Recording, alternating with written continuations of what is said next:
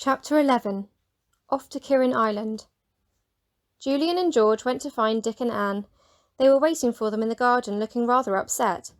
They were glad to see Julian and George and ran to meet them. Anne took George's hands. "I'm awfully sorry about your island, George," she said. "So am I," said Dick. "Bad luck, old old boy." George managed to smile.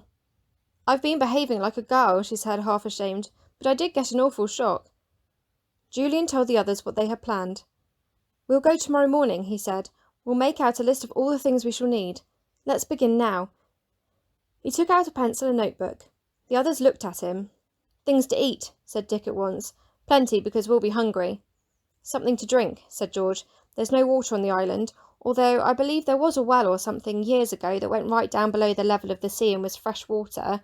Anyway, I've never found it." "Food," wrote down Julian, "and drink." He looked at the others.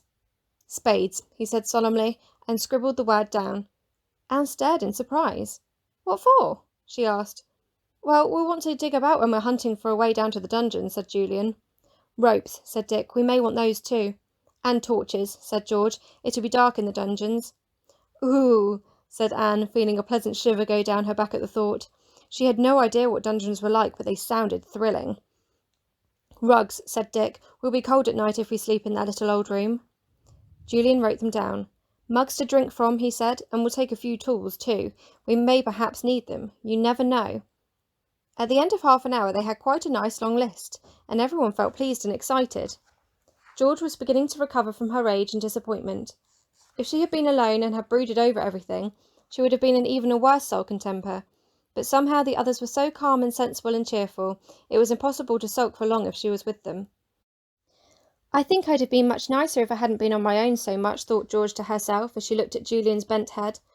"Talking about things to other people does help a lot. They don't seem so dreadful then. They seem more bearable and ordinary. I like my 3 cousins awfully.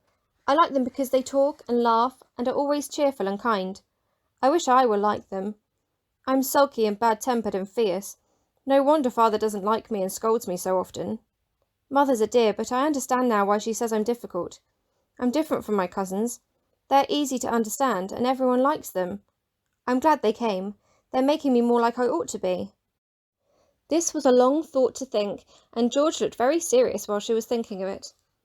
Julian looked up and caught her blue eyes fixed on him. He smiled.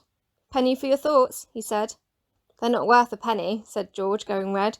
"I was just thinking how nice you all are and how I wish I could be like you." "You're an awfully nice person," said Julian, surprisingly. "You can't help being an only child. They're always a bit odd, you know, unless they're mighty careful. You're a most interesting person, I think." George flushed red again and felt pleased. "Let's go take Timothy for a walk," she said. "He'll be wondering what's happened to us today." They all went off together, and Timothy greeted them at the top of his voice. They told him all about their plans for the next day, and he wagged his tail and looked up at them out of his soft brown eyes as if he understood every single word they said.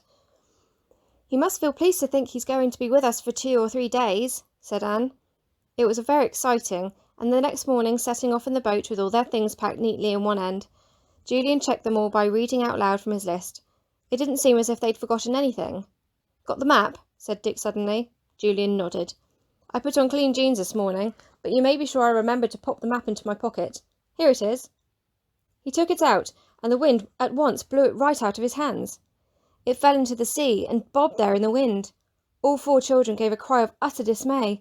"Their precious map!" "Quick, row after it!" cried George, and swung the boat around. But someone was quicker than she was. Tim had seen the paper fly from Julia's hand, and had heard and understood the cries of dismay. With an enormous splash he leapt into the water and swam valiantly after the map. He could swim well for a dog, for he was strong and powerful. He soon had the map in his mouth and was swimming back to the boat. The children thought he was simply marvellous. George hauled him into the boat and took the map from his mouth. There was hardly the mark of his teeth on it, he had carried it so carefully. It was wet, and the children looked anxiously at it to see if the tracing had been spoilt. But Julian had traced it very strongly and was quite all right. He placed it on a seat to dry and told Dick to hold it there in the sun.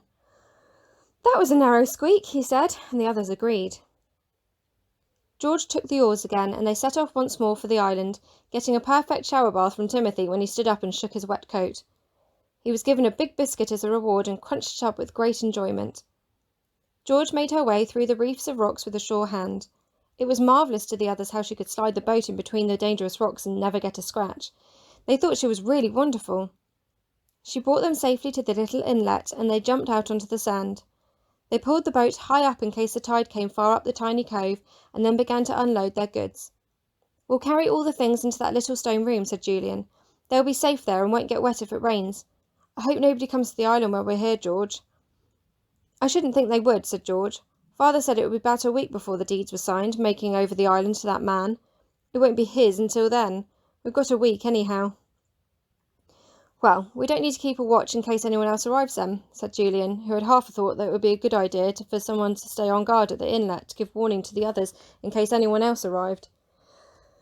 "Come on, you take the spades, Dick. I'll take the food and drink with George, and Anne can take the little things." The food and drink were in a big box, for the children did not mean to starve while they were on the island. They had brought loaves of bread, butter, biscuits, jam, tins of fruit, ripe plums, bottles of ginger beer, a kettle to make tea, and anything else they could think of. George and Julian staggered up the cliff with the heavy box. They had to put it down once or twice to give themselves a rest. They put everything into the little room. Then they went back to get the collection of blankets and rugs from the boat. They arranged them in the corners of the little room and thought that it would be most exciting to spend the night there. "The 2 girls can sleep together on this pile of rugs," said Julian, "and we 2 boys will have this pile." George looked as if she didn't want to be put with Anne and classed as a girl, but Anne didn't wish to sleep alone in her corner, and she looked so beseechingly at George that the bigger girl smiled at her and made no objection. Anne thought that George was getting nicer and nicer. "Well, now we'll get down to business," said Julian, and he pulled out his map. "We must study this really carefully and find out exactly under which spot the entrances to the dungeons are. Now, come around and let's do our best to find out. It's up to us to use our brains and beat that man who's bought the island." They all bent over the traced map. It was quite dry now, and the children looked at it earnestly. It was plain that in the olden days the castle had been a very fine place. "Now look," said Julian, putting his finger on the plan of the dungeons. "These seem to run all along the castle, and here are the marks that seem to be meant to represent steps or stairs." "Yes," said George, "I should think they are." "Well, if so, there appears to be 2 ways of getting down into the dungeons. One lot of steps seems to begin somewhere near this little room, and the other seems to start under the tower there. And what do you suppose this thing is here, Julian?" She put her finger on a round hole that was shown not only in the plan of the dungeons, but also in the plan of the ground floor of the castle. "I can imagine what that is," said Julian, puzzled. "Oh, I know what it might be. You said there was an old well somewhere, do you remember? Well, that might be it, I should think. It would have to be very deep to get fresh water right under the sea, so it probably goes down through the dungeons too. Isn't this thrilling?"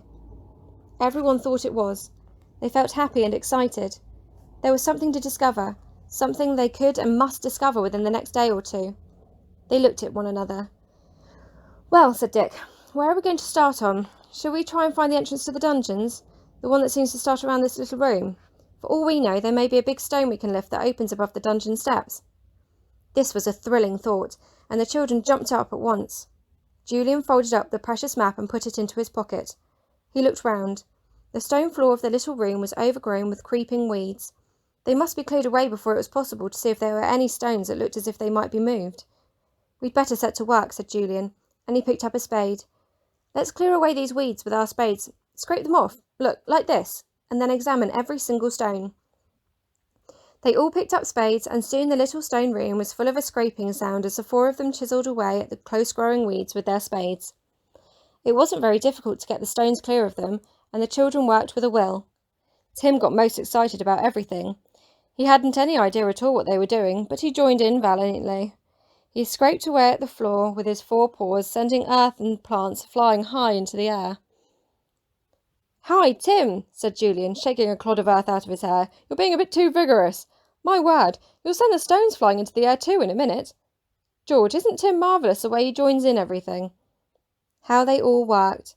How they all longed to find the entrance to the underground dungeons. What a thrill that would be!